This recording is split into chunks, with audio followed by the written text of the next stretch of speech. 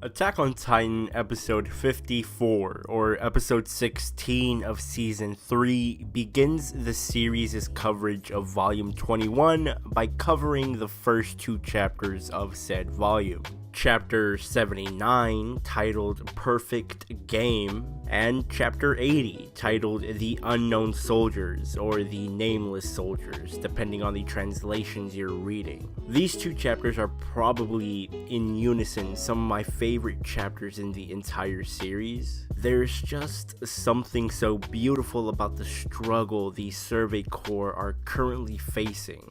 Yes, this is a rough patch, there's no denying that. But seeing these characters work together, seeing them have faith that despite their deaths, they can rest assured that the fight will go on. It's just a glimmer of hope in the midst of complete chaos.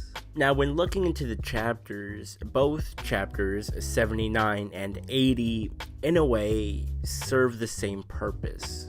That purpose being to just completely demoralize the reader. I mean, with the contents of chapter 79 alone, which we saw in the anime, with Bertholdt completely destroying Shiganshina, setting it ablaze, not knowing exactly how many scouts are even available with the likes of Hange squad still missing. And on the other side of the wall, the Beast Titan is going for a perfect game and filling the surrounding area with a red, deadly mist.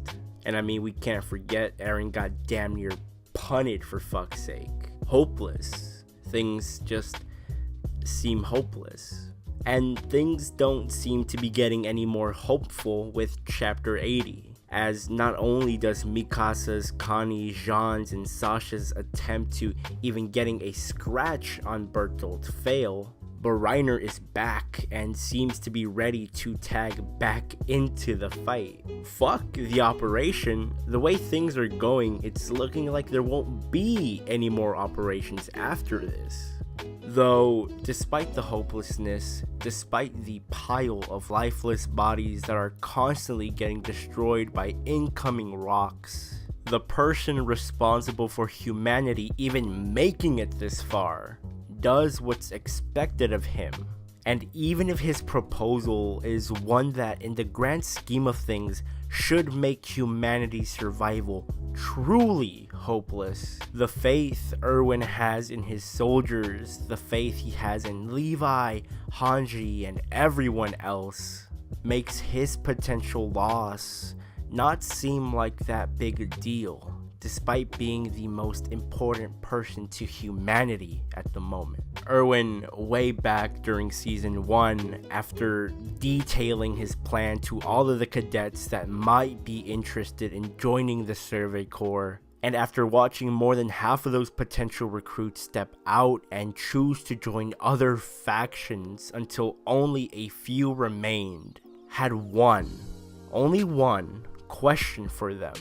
Can you die if you're ordered to?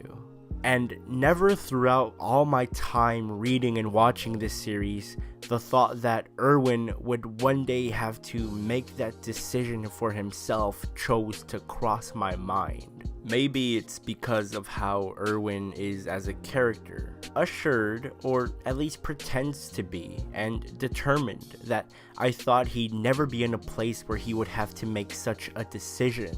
But here we are. Erwin has obviously been through a lot, but somewhere along the way, Erwin began to regret the decisions he's made.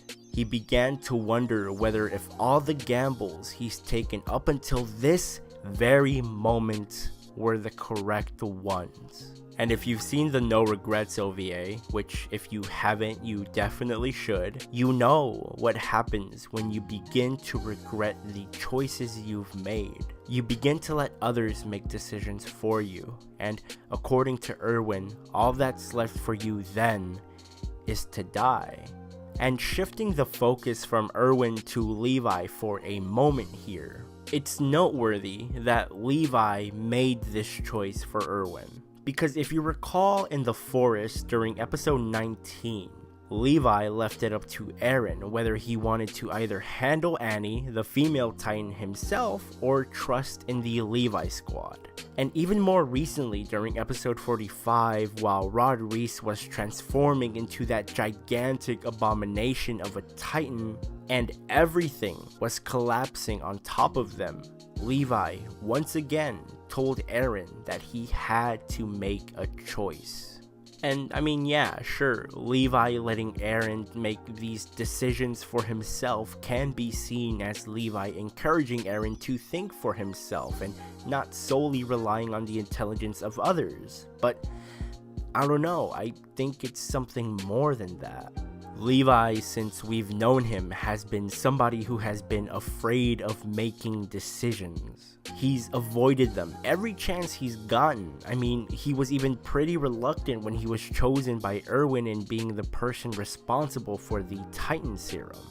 And this doubt, I guess you can call it, that Levi has in himself stems from personal issues that I won't mention, as I believe it spoils some of the OVA. But long story short, not making decisions leaves very little room for regret.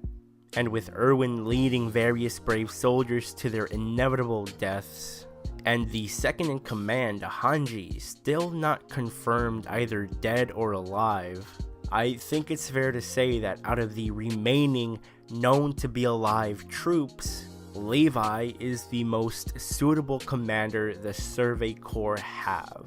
And Levi's first task as interim commander is to not only keep his promise to Erwin and make sure that after their encounter the Beast Titan no longer draws breath, but also to make sure that the first important decision he's made in a very, very, very long time is not one he ends up regretting.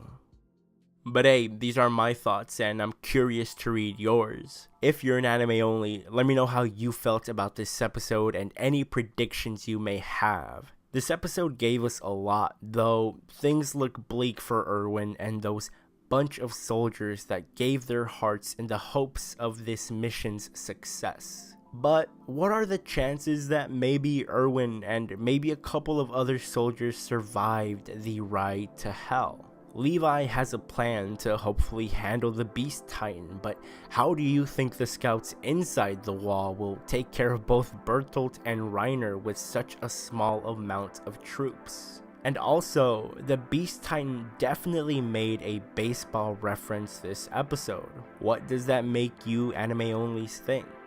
Now, if you're a manga reader, let me know how you felt Studio Wit adapted this episode and what parts do you think they could have done a better job with, if any.